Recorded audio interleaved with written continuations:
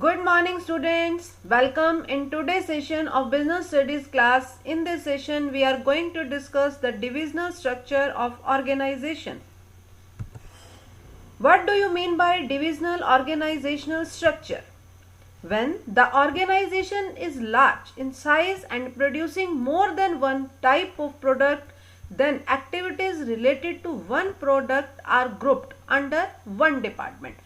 जब हमारी ऑर्गेनाइजेशन का जो साइज है वो रियली लार्ज होता है और हम वन से ज़्यादा प्रोडक्ट प्रोड्यूस कर रहे हैं तो हम अपनी एक्टिविटीज़ को प्रोडक्ट के अकॉर्डिंग ग्रुप करते हैं, जबकि फंक्शनल स्ट्रक्चर में हम ग्रुपिंग करते थे अकॉर्डिंग टू द फंक्शंस, लेकिन यहाँ हम एक्टिविटीज़ के ग्रुप्स बनाएंगे अकॉर्डिंग टू द प्रोडक्ट। एक प्रोडक्ट के लिए अलग डिपार्टमेंट होगा, दूसरे के लिए नेक्स्ट डिपार्टमेंट होगा। एग्जाम्पल से और क्लियर करेंगे। If an organisation is producing soap, textile, medicine, cosmetics etcetera, then all the activities related to medicine will be grouped under medicine department. All the activities of textiles in textile departments, all the activities of cosmetic in cosmetic department and so on. जितने product आप produce कर रहे हो उतने ही आपको क्या बनाने होंगे, डिपार्टमेंट बनाने होंगे। ठीक है, तो इस तरह से जो ऑर्गेनाइजेशन बनेगी उसका जो बेस होगा वो क्या होगा, डिविजनल ऑर्गेनाइजेशनल स्ट्रक्चर होगा। वहां पर जो डिविजन्स बनाए गए हैं वो किसके बेस पर बनाए गए हैं, प्रोडक्ट्स के बेस पर बनाए गए हैं। Finally, we can say that our divisional structure is suitable only to multi-product manufacturing large organizations. ऐसी organizations के लिए ही divisional structure जो है वो suitable रहता है जो multi products हैं, बना रही हैं, बहुत सारे प्रोडक्ट्स बना रही हैं, नंबर ऑफ प्रोडक्ट्स बना रही हैं। तो फाइनली जब आप बच्चे according to the functions grouping कर रहे हो तो आप फंक्शनल ऑर्गेनाइजेशनल स्ट्रक्चर को फॉलो कर रहे हो। जब अकॉर्डिंग टू द प्रोडक्ट्स, जहां पर बहुत सारे प्रोडक्ट्स मैन्युफैक्चर हो रहे हैं, उस ऑर्गेनाइजेशन में ग्रुपिंग कर रहे हो on the basis of product, तो आप कौन सा स्ट्रक्चर फॉलो कर रहे हो, डिविजनल ऑर्गेनाइजेशनल स्ट्रक्चर फॉलो कर रहे हो। डायग्राम की हेल्प से इसे और क्लियर करेंगे। वेरी फर्स्ट ओनर्स होते हैं। ओनर्स कौन होते हैं, शेयर होल्डर्स। शेयर होल्डर्स किसे अपॉइंट करते हैं, बीओडीज को। बीओडीज किसे अपॉइंट करते हैं, जनरल मैनेजर्स को। अब जनरल मैनेजर्स के अंडर दो डिपार्टमेंट काम कर रहे हैं। वन डिपार्टमेंट जो है वो प्लास्टिक प्रोडक्ट्स मैन्युफैक्चर कर रहा है, सेकेंड डिपार्टमेंट जो है वो मेटल प्रोडक्ट जो है वो प्रोड्यूस कर रहा है। ठीक है, तो अब हमारे पास बचे टू डिपार्टमेंट्स हो गए, वन इज प्लास्टिक डिवीजन हो गया और सेकंड इज मेटल डिवीजन हो गया। अब दोनों डिविजन्स के अपने ही सब डिपार्टमेंट्स हैं। जनरल मैनेजर के अंडर दो डिविजन्स काम कर रहे हैं, प्लास्टिक एंड मेटल, यानी कि प्लास्टिक डिवीजन का एक हेड होगा, मेटल डिवीजन का एक हेड होगा। उस हेड के अंडर 4 डिपार्टमेंट्स काम करेंगे। ठीक है, मेटल डिवीजन में प्रोडक्शन डिपार्टमेंट होगा, उसका एक अलग हेड होगा। मार्केटिंग डिपार्टमेंट होगा, उसका अगेन सेपरेट हेड होगा। फाइनेंस डिपार्टमेंट का भी सेपरेट हेड होगा। नेक्स्ट इज पर्सोनल डिपार्टमेंट, उसका भी एक सेपरेट हेड होगा। अगेन प्लास्टिक डिवीजन पर आ जाइए। प्लास्टिक डिवीजन में भी सेम यही 4 डिपार्टमेंट्स होंगे, marketing, finance, personnel and production, और चारों डिपार्टमेंट्स के अपने अपने सेपरेट हेड्स होंगे। अब बच्चे आपको यहाँ देखने को लग रहा होगा कि सभी ऑर्गेनाइजेशंस में अगर नंबर ऑफ डिविजन्स बना दिए जाएं और वहाँ पर इतने सारे डिपार्टमेंट्स हों तो बहुत सारी एक्टिविटीज़ ऐसी होंगी जो रिपीट होती रहेंगी, यानी कि डुप्लिसिटी ऑफ फंक्शंस जो है सबसे बड़ा लिमिटेशन बन जाएगा इस टाइप के डिविजनल ऑर्गेनाइजेशनल स्ट्रक्चर्स में। एग्जाम्पल से और क्लियर करते हैं। अब देखिए, जैसे हमारे एग्जाम्पल में 2 डिविजन्स हैं, one is plastic and other is metal division.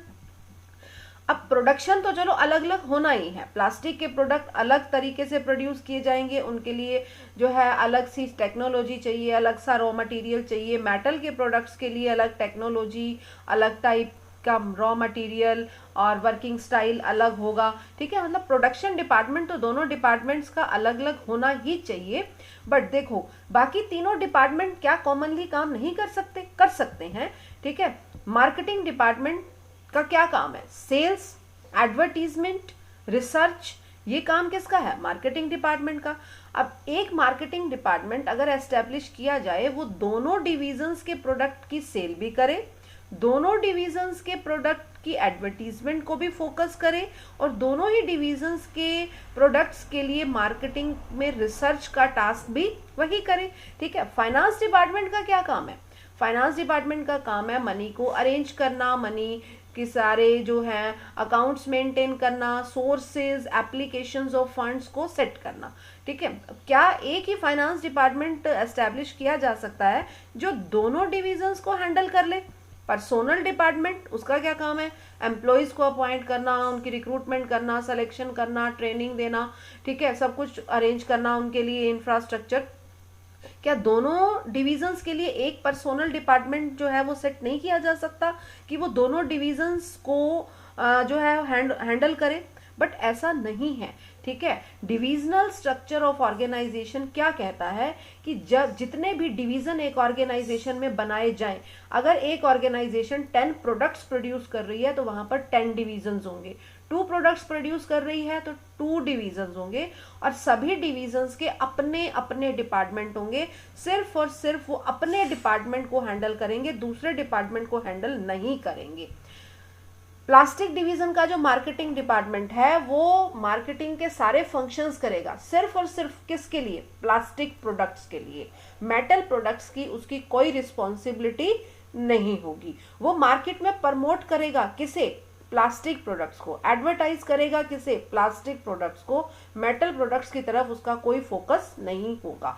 और ये सबसे बड़ी लिमिटेशन है हमारे डिविजनल ऑर्गेनाइजेशनल स्ट्रक्चर की, कि एक ऑर्गेनाइजेशन में जितने डिपार्टमेंट होते हैं उन सभी डिपार्टमेंट्स में अलग अलग एक्टिविटीज कंडक्ट की जाती हैं, और बहुत सारी एक्टिविटीज वहां पर क्या होती रहती हैं? रिपीट होती रहती हैं, डुप्लिसिटी ऑफ फंक्शन होता रहता है। अब आप इस डायग्राम में देख सकते हैं कि हमारी ऑर्गेनाइजेशन के 2 डिविजन्स हैं, जहां पर फाइनेंस, मार्केटिंग और पर्सोनल की जो एक्टिविटीज होंगी, ठीक है, इन डिपार्टमेंट्स की जो एक्टिविटीज होंगी वो रिपीट होती रहेंगी। प्लास्टिक डिवीजन वाले भी वही काम कर रहे हैं और मेटल डिवीजन वाले भी क्या कर रहे हैं? वही काम कर रहे हैं, वही एक्टिविटीज परफॉर्म कर रहे हैं। तो ये सबसे बड़ा लिमिटेशन रहेगा बेटा डिविजनल ऑर्गेनाइजेशनल स्ट्रक्चर का।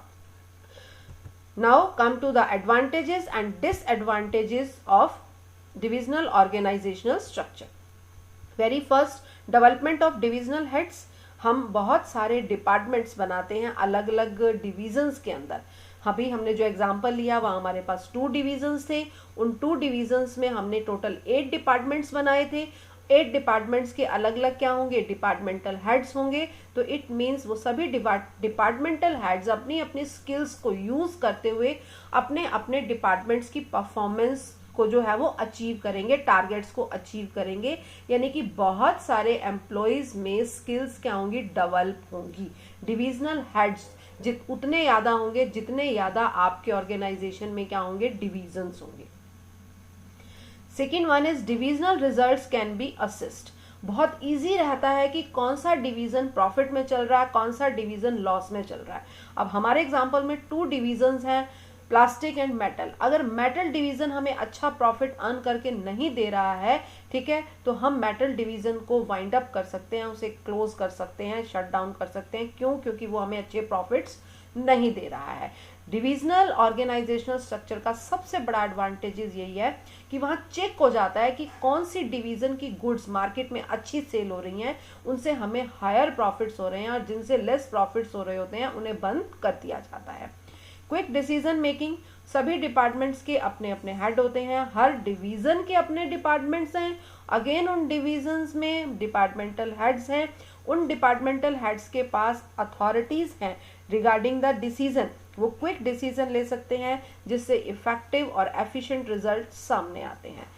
Last one is easy expansion. ये भी बहुत अच्छा पॉइंट है बेटे कि अगर आप कोई न्यू प्रोडक्ट लॉन्च करना चाहते हो तो बहुत क्विकली इजीली कर सकते हो, क्योंकि आपको क्या करना है? अपने ऑर्गेनाइजेशन में एक न्यू डिवीजन एस्टैब्लिश करनी है, उस डिवीजन में डिपार्टमेंटल हेड्स बनाने हैं, वो डिपार्टमेंटल हेड्स पूरे डिवीजन को टेक केयर करेंगे और आपका न्यू प्रोडक्ट बहुत इजीली जो है वो मार्केट में लॉन्च हो सकता है। Come to the disadvantages. बच्चे, एडवांटेजेस के साथ कुछ लिमिटेशंस भी हैं, यानी कि डिसएडवांटेजेस भी हैं। वेरी फर्स्ट क्या है? Conflicts between divisional heads. Divisional heads अलग अलग हैं, बहुत सारे डिवीजन्स हैं, सभी डिवीजन्स के बहुत सारे हेड्स हैं, ठीक है, और उन हेड्स के बीच में आपस में कन्फ्लिक्ट रहता है। सभी चाहते हैं कि हमें मैक्सिमम रिसोर्सेज मिले और हम अपने रिसोर्सेज को यूज़ करते हुए मैक्सिमम आउटपुट जो है वो ऑर्गेनाइजेशन को दे सकें। इसीलिए सभी डिविजनल हेड्स के बीच में आपस में डिस्प्यूट्स रहते हैं, वो मिलजुल कर अच्छे से काम नहीं करते हैं। Second one is duplicity of function. अभी हमने एग्जाम्पल में बहुत अच्छे से क्लियर किया था बेटा कि फंक्शंस जो हैं वो रिपीट होते रहते हैं। जैसे हमारे प्लास्टिक डिवीज़न और मेटल डिवीज़न में फाइनेंस, मार्केटिंग और पर्सोनल के जो फंक्शंस हैं वो क्या हो रहे हैं, एक तरह से रिपीट ही हो रहे हैं, ठीक है। तो हम अलग अलग हेड्स अपॉइंट करते हैं, अलग अलग एम्प्लॉयज़ अपॉइंट करते हैं, वो एम्प्लॉयज सिमिलर सी एक्टिविटीज़ रिपीट करते रहते हैं, सिर्फ उनके डिविजन्स क्या होते हैं, सेपरेट होते हैं, ठीक है। तो यहाँ पर जो बहुत सारे फंक्शंस हैं वो रिपीट होते रहते हैं। Last one is selfish attitude. जितने भी डिपार्टमेंट्स होते हैं उन सब का एटीट्यूड जो है वो सेल्फिशनेस से फुल होता है, क्योंकि सभी डिपार्टमेंट्स ये चाहते हैं कि हमारी परफॉर्मेंस अच्छी आए। प्लास्टिक डिपार्टमेंट अपने डिपार्टमेंट पर इतना ज़्यादा फोकस करता है कि वो ये चाहता है कि मेटल डिपार्टमेंट की सेल्स कम हो, ठीक है, और प्लास्टिक डिपार्टमेंट की सेल ज़्यादा हो, ठीक है। वो इस तरह से एडवर्टीजमेंट करता है, इस तरह से प्रमोशनल स्कीम्स मार्केट में इम्प्लीमेंट करता है, ठीक है, कि वो अपने ही दूसरे डिपार्टमेंट की सेल को क्या छोड़ना चाहता है, पीछे छोड़ना चाहता है, ठीक है, नंबर 1 पर आना चाहता है, अपने ही ऑर्गेनाइजेशन में वो नंबर 1 बने रहना चाहता है। इस तरह से सभी जो डिवीजन्स होते हैं बहुत सेल्फिश एटीट्यूड दिखाते हैं, ठीक है। यानी कि एक कंपनी के अगर प्लास्टिक प्रोडक्ट्स की बात करते हैं और उसी कंपनी के मेटल प्रोडक्ट्स की बात करते हैं तो वो आपस में इतने ज़्यादा इंटरकनेक्टेड नहीं होते हैं कि वो एक दूसरे के बेनिफिट्स बताएंगे, नहीं, वो एक दूसरे के ड्रॉबैक्स बताएंगे, ठीक है, कि इसके प्रोडक्ट को अगर आप यूज़ करोगे, इस पर्टिकुलर डिवीज़न के प्रोडक्ट को आप यूज़ करोगे तो आपको ये हार्मफुल इफेक्ट्स हो सकते हैं। इस तरह से वो सेल्फिश एटीट्यूड जो है वो रखते हैं। Come to the suitability of divisional organizational structure where the number of main products is more than one. Very simple, हमने कंसेप्ट जहाँ डिस्कस किया हमने वहाँ पर बहुत अच्छे से डिस्कस किया कि डिविजनल स्ट्रक्चर हमने लेना ही कहा है जहाँ मल्टी प्रोडक्ट्स हो, where different manufacturing technologies and marketing methods are required, ठीक है। ऐसे प्रोडक्शन ऑर्गेनाइजेशन जहाँ पर एक ही टेक्नोलॉजी के अंडर हम सभी प्रोडक्ट्स प्रोड्यूस नहीं कर सकते, प्रोडक्ट्स को सेल करने के लिए डिफरेंट मार्केटिंग स्ट्रैटेजीज की ज़रूरत है, वहाँ पर हमें डिविजनल स्ट्रक्चर ऑप्ट करना ही बेनिफिशियल रहता है। Where the size of concern is really large, देखो जितने ज़्यादा डिविजन्स होंगे ऑर्गेनाइजेशन का साइज जो है उतना ही क्या होगा, लार्ज होगा। Come to the case study, case study से और क्लियर करेंगे। A company has in registered office in Delhi, manufacturing unit at Gurgaon and marketing and sales department at Faridabad. The company manufactures the fast moving consumer goods। अब very important word आ रहा है FMCGs, ठीक है, कि जो फास्ट मूविंग कंज्यूमर गुड्स होती हैं वो कौन सी कंपनीज होती हैं। फास्ट मूविंग कंज्यूमर गुड्स ऐसी जो कंपनीज जो गुड्स प्रोड्यूस कर रही हैं, ऐसी कंपनीज जो fast moving consumer goods produce कर रही हैं वो नंबर ऑफ गुड्स प्रोड्यूस करती हैं, ठीक है। एक प्रोडक्ट मैन्युफैक्चर नहीं कर रही हैं, वो बहुत सारे प्रोडक्ट, मल्टी प्रोडक्ट्स मैन्युफैक्चर कर रही हैं। आप एग्जांपल ले सकते हो नेस्ले का, ब्रिटानिया का, हिंदुस्तान यूनिलीवर्स का, और इवन देन पतंजलि आयुर्वेदा भी जो है वो भी एक FMCG कंपनी है, ठीक है। ये मल्टी प्रोडक्ट कंपनीज होती हैं, इनके बहुत सारे प्रोडक्ट मार्केट में कंज्यूमर के लिए रेगुलरली यूज में होते हैं। प्राइजेस जो हैं वो प्रोडक्ट्स के बहुत ज़्यादा नहीं होते हैं, ठीक है। मिडिल लेवल और लोअर लेवल की जो पॉपुलेशन है वो इन प्रोडक्ट को इजीली परचेज कर सकती है। इसमें कॉस्मेटिक्स, मेडिसिन्स और फूड आइटम्स, इलेक्ट्रॉनिक्स आइटम्स, ठीक है, इस तरह की आइटम्स प्रोड्यूस की जाती हैं, किसमें fast moving consumer goods produce करने वाली कंपनीज इस तरह की आइटम्स मार्केट में उतारती हैं। तो बच्चे आपको फास्ट मूविंग कंज्यूमर गुड्स का मीनिंग क्लियर हो गया होगा, क्योंकि हमारे क्वेश्चन को सॉल्व करने के लिए मीनिंग क्लियर करना बहुत ज़रूरी था। यानी कि जो कंपनी है वो क्या बना रही है, फास्ट मूविंग कंज्यूमर गुड्स बना रही है, यानी कि नंबर ऑफ प्रोडक्ट्स बना रही है, ठीक है। तो which type of organisational structure should it adopt to achieve its target, ठीक है, अब हमारी कंपनी को कौन सा ऑर्गेनाइजेशनल स्ट्रक्चर जो है वो अडॉप्ट करना है एंड वाई। तो हमारी कंपनी एक मल्टी प्रोडक्ट कंपनी है, तो कौन सा स्ट्रक्चर अडॉप्ट करेगी, डिविजनल स्ट्रक्चर। वाई का आंसर लीजिए, since the company manufactures many consumer products it is a multi-product company. The company will have separate business units or divisions for each product. जितने ज़्यादा product वो manufacture करेगी उतने ज़्यादा उसे क्या मेंटेन करने पड़ेंगे, डिवीजन, सेपरेट डिवीजन्स बनाने पड़ेंगे।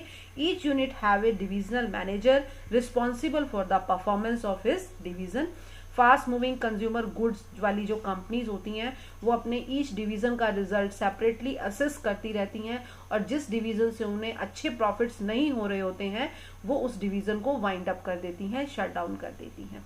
तो बच्चे आई थिंक आपको बहुत अच्छे से डिविजनल ऑर्गेनाइजेशनल स्ट्रक्चर जो है वो क्लियर हो गया होगा। थोड़ा सा मैं इसको रिपीट कर देती हूँ कि डिविजनल ऑर्गेनाइजेशनल स्ट्रक्चर हमने वहाँ लेना है जहाँ पर हमारी मल्टी प्रोडक्ट्स मैन्युफैक्चरिंग हो रही हो, बहुत सारे डिविजन्स बनने हो, बहुत सारे प्रोडक्ट्स को हमने अलग अलग टेक्नोलॉजी, अलग अलग मेथड, अलग अलग स्ट्रेटजीज के साथ मार्केट में उतारना हो। ठीक है, और यहाँ का सबसे बड़ा जो बेनिफिट क्या रहता है वो ये रहता है कि हमने कोई भी न्यू प्रोडक्ट लॉन्च करना है तो हम इजीली कर सकते हैं, फटाफट से हम एक नया डिवीज़न एस्टैब्लिश करते हैं और उस डिवीज़न में उस प्रोडक्ट को लॉन्च करना इजी रहता है। एक सेपरेट डिवीज़न, एक सेपरेट डिपार्टमेंट बना दिया जाता है और ईच डिवीज़न का जो रिजल्ट है वो क्विकली असेस हो जाता है। At the end of the year आप ये चेक कर सकते हो कि कौन से प्रोडक्ट से आपको प्रॉफिट हो रहा है और कौन से कम प्रॉफिट हो रहा है और कौन से लॉस हो रहा है। और सबसे बड़ा जो लिमिटेशन इसका क्या रहा है वो क्या रहा है, डुप्लीसिटी ऑफ फंक्शंस। जितने डिवीजन्स होते हैं उनमें बहुत सारे फंक्शंस ऐसे होते हैं जो रिपीट होते रहते हैं। जैसे हमने देखा था सेल्स का फंक्शन, मार्केटिंग का फंक्शन, रिसर्च का function.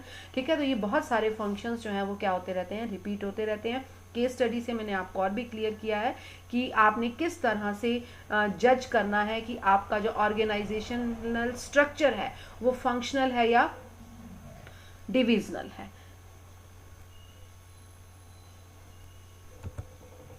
Thanks and have a nice day.